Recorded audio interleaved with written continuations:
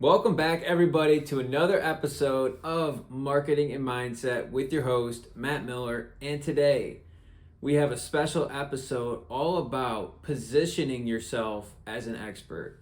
So, who is this episode for? This episode is for anybody who's interested on how you can start building a craft and positioning yourself in the marketplace to become an expert. It is also for anybody that may have an interest to sell a product or a service one day.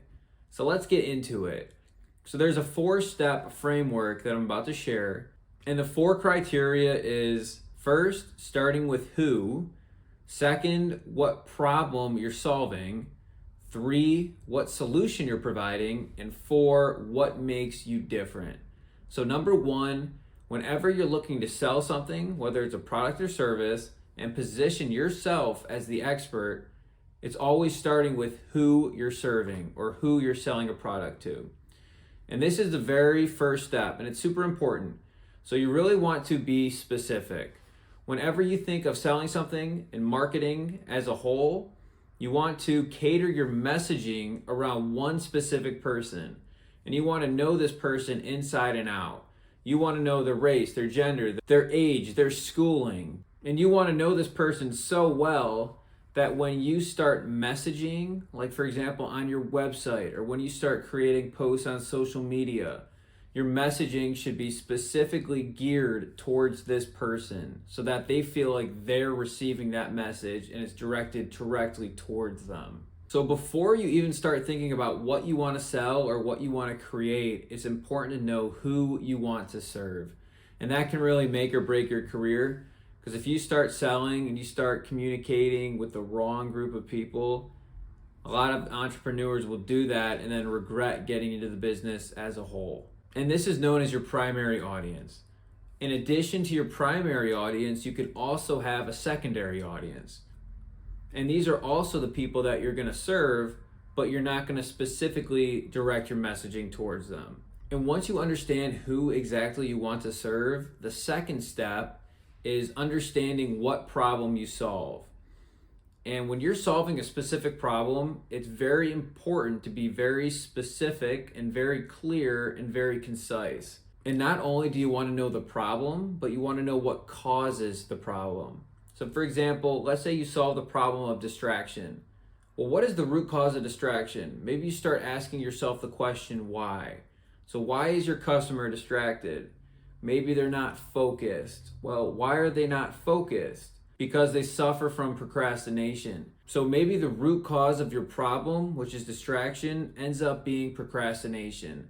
And why it's important to know the root cause of the problem is because if you can describe the problem with such detail, the customer is going to automatically assume that you know the answer to that problem. So you position yourself with your dream customer and you know that person inside and out, and then you position yourself to really understand the problem. So after you know your who and then you know what problem you solve, this third thing is understanding what kind of solution you're going to provide. What's going to solve the problem? It could be a product or it could be a service. And something that I've learned is when you're creating something, you want to value your time. So the first time you create something, it might take a lot of work up front. It might take a lot of effort and a lot of time.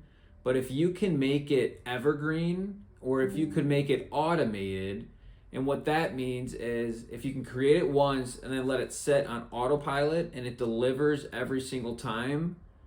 For example, maybe you create a course. You'll create the course once, but then you can sell that course over and over again with very little maintenance. Or maybe you think of a book. And you also want to understand, is it scalable? And I like to think of the example of coaching.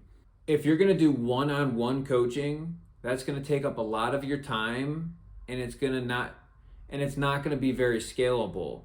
But if you switch the method and instead did one-on-one coaching, you did group coaching where you had several people that you took on at once, all of a sudden that becomes a lot more scalable. So there's different ways to look at it. Maybe you have to start off by just serving one person at a time, but as you build that credibility and you build that authority, then you can start serving multiple groups of people at once. And that brings us to the fourth step.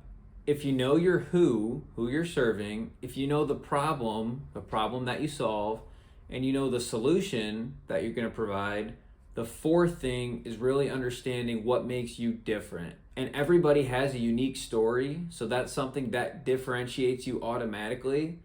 And that just goes into the importance of storytelling.